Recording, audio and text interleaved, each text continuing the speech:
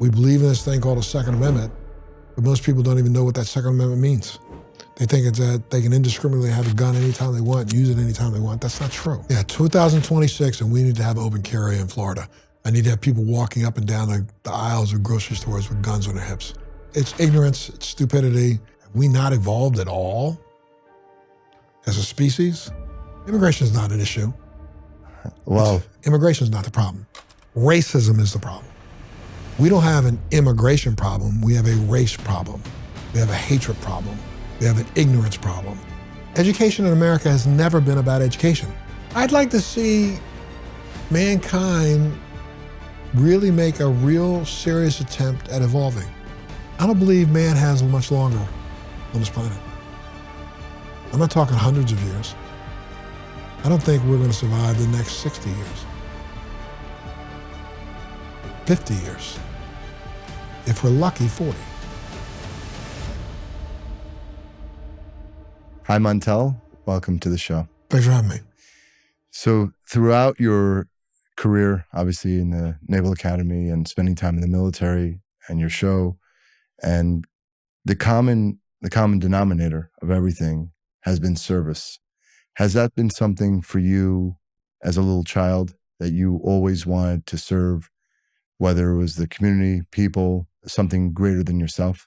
Yeah, from earliest age, I can remember I was always, literally a person who believes in doing things that are greater than yourself and, doing something to leave behind that most people don't attempt to leave behind. You have a project, The Only Way Out is Through. I love that.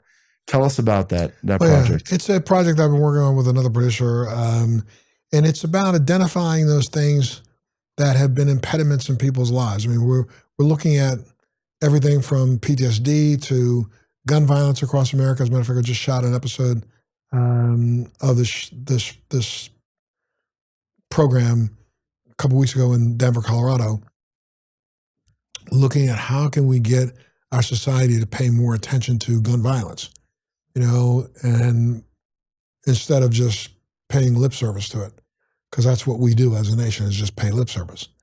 And the truth of the matter is that we're never going to find a solution to gun violence until we as a society actually face the true fact that we have a problem. We believe in this thing called a Second Amendment, but most people don't even know what that Second Amendment means. They think it's that they can indiscriminately have a gun anytime they want, use it anytime they want. That's not true. The Second Amendment was put in place to try to help societally us not fall victim to a king and a queen and a monarchy that dictated everything we do. It was to be there so that if in fact you had to raise up arms for freedom, you did so. But now we look at it as if it's, a fork on a dinner table. Everybody has a right to have a fork on your dinner table. Yeah, but not everybody has a right to take that fork and stab it in your friend's face. So the truth of the matter is that until we start to literally look at and listen to and hear from those who have suffered from gun violence, we're never really going to understand what that does to people. And so what this show does is it kind of looks at, we're planning on looking at every one of the social ills that we have, from domestic violence to poverty to hopelessness, and try to figure out how we can help the person who seems to be in that situation understand that somebody's been through it before you. So why not learn from what they took away from their journey? I love what you said about that hopelessness. I find that a lot since COVID. That need for more and more hope, I feel this deep loneliness and need for a community.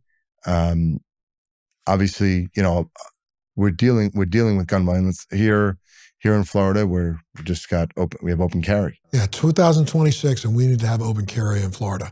I need to have people walking up and down the aisles of grocery stores with guns on their hips. 10,000 years, and this is how far we've evolved. We've evolved, 10,000 years ago, we took a rock and slammed it over somebody's head. So our rock is in the shape of a gun these days.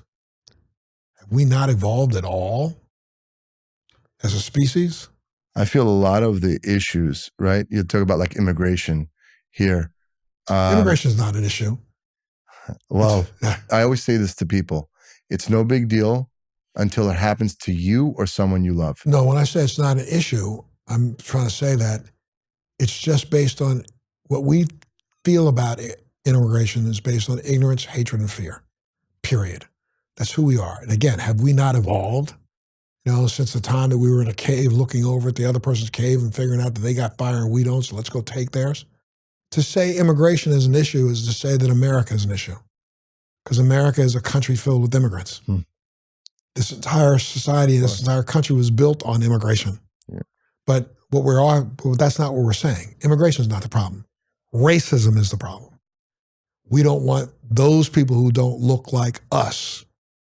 And who those us are people who come from the Northern Hemisphere who think that for some reason that the lack of melanin and the lack of the ability to exist on this planet fully somehow makes you better than others. So we don't have an immigration problem. We have a race problem. We have a hatred problem. We have an ignorance problem. When we start dealing with those, the immigration problem goes away. What do we do in general about the education system? I think it's completely broken. And I don't know, I think in my mind solutions on a mass scale, because they were like, okay, what's a solution that's sustainable over time? Stop throwing things under one umbrella and say, what do we do to fix this? Education. First off, education in America has never been about education. People don't know that schools were built in America to keep children from being raped on farms. Schools were built in Europe to keep children from being raped in castles. Schools were built because at the time, we couldn't control adults to leave 12 and 13-year-old little girls alone. Think about that. So they had to find some place way off in the distance to send your daughter when she became 8 years old or 9 years old before she started menstruating, so that the guy down the street wouldn't rape her when she was walking to get water. We built schools in America when we were putting 3 and 4 and 5-year-olds out in the fields and making them pick plants. We made these buildings, set them up as if they were little factories, came up with this idea of reading, writing, arithmetic. Yeah, right. Didn't think about teaching them any other skills whatsoever. So we have to go back and reinvent what education is all about. What is the idea of it? If the idea is to teach a society tools that can help benefit the society, then we need to go back and reinvent the entire wheel, don't we? Because by sitting in classrooms, teaching them things that they're never going to use in life hasn't done any good with dealing with how to teach us how to be better to our fellow man. The term mankind is a really interesting term, isn't it? It means be kind to your fellow man, not I'm kind of like a man.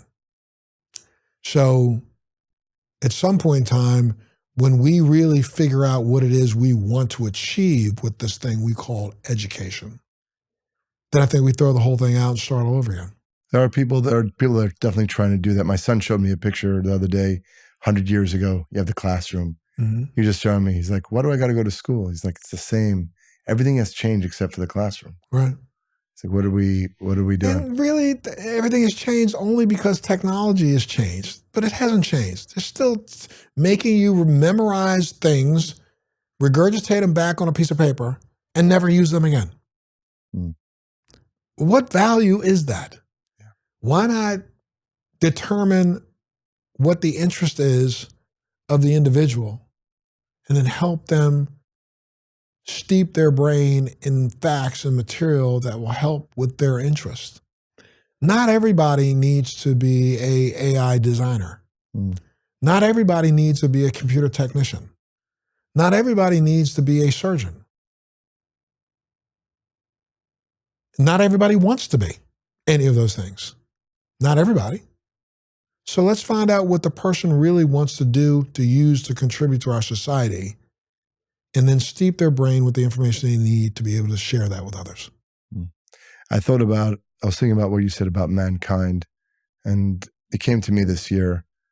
In the Bible, it talks about love thy fellow like they love thyself. And I was thinking, I think the core issue is that we are actually loving each other like we loving each other like we love ourselves. The problem is we don't love ourselves. Correct. That's the problem. Yep. You were very lucky at second grade to be able to see that you're going to take charge of your life. That's a very young age. Because I know I was picturing just like my second grader. I'm like, wow, if you can see that, that's tremendous. That's really, really great. And the only reason why I was able to see that was out of trauma. I'll tell you why. I'm a product of busing, if you don't know much about busing in America, but back in the late 50s, early 60s, trying to trying to integrate schools, we put this program together where we put little kids, mostly black kids, on buses and would ship them 10, 15 miles away from their home to go to a school so that that school wouldn't just be all white. And I'm one of those kids that got bused to an all-white school, had to, for multiple years, witness the protest and the anxiety in the hearts and minds of those who felt as if their schools are being taken over. And had an incident with a teacher who tried to define me because of my race. That made me recognize that that's what she was trying to do when I was only in the second grade. So when you say you look at your second grader that you have, think about an adult trying to define your second grader by the color of their skin. And what could have been my choices. I could have been one of those kids that acted out and would have been, considered special needs. Instead, I decided to recognize the false power that person thought they had over me and recognize what I could do with the power that I had within. Montel, at this point in your life, what would you love to see if you had like your wish list, your top one or two things for society, for yourself, for your family? What is it that you would like to see? I'd like to see mankind really make a real serious attempt at evolving. We live in a world right now where no one seems to allow the idea that it took all of us to get here to resonate. We live in a world where, as a society, we seem to still believe that when I say we, I'm just talking the collective we, that one race within the we is somehow more powerful than another race within the we, when we now know for a fact, after all the science and research that's been done, when you look at the human genome, all of us are 99.5% the exact same. Mm. Not 91, not 92, 99% the same. Genetically, from a DNA standpoint, though you and I don't look the same, we're identical. If mankind can finally see itself as human, that would be the biggest thing that I would wish for our world.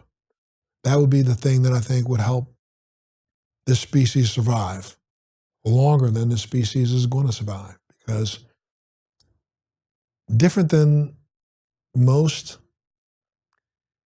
I don't believe man has much longer on this planet. I'm not talking hundreds of years.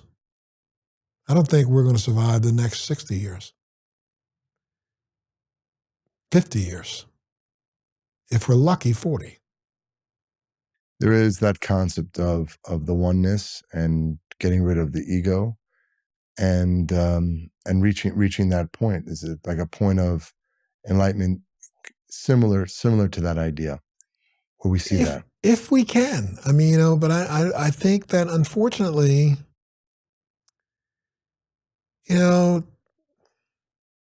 couple of thousand years from now, when, the electronic species starts to reevaluate how it took control, how it took over, how it sustained this planet for its own use, it'll look back and say, something happened within the brain matter of human beings that stopped down their evolution, that shut it down. When that evolution shut down, mankind's future was in jeopardy from that moment on. Mm. I want to thank you so much. It's really been insightful. Thank you. I really appreciate you sharing. Oh, thank you. Appreciate that. Thank you so much, Montel. Thanks for having me.